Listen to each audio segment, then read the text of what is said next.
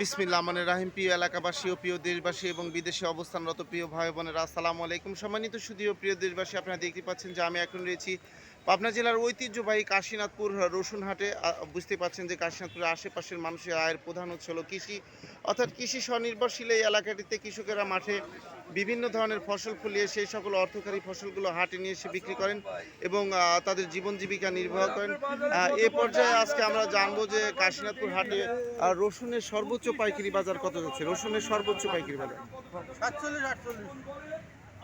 47-48, মানে কত কত হাজার টাকা মন যাচ্ছে তাই বলে? 47-48 টাকা মন। 47-4800 টাকা মন। ও আচ্ছা আচ্ছা আচ্ছা, তাহলে বাজার তো অনেক নেমে গেছে মনে হচ্ছে নাকি?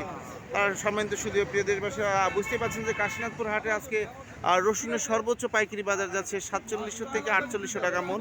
আমি আপনাদের মাঝে আবারও আপডেট নিউজ নিয়ে ফিরে আসবো ইনশাল্লাহ। আসসালামু আলাইকুম রহমতুল্লাহ।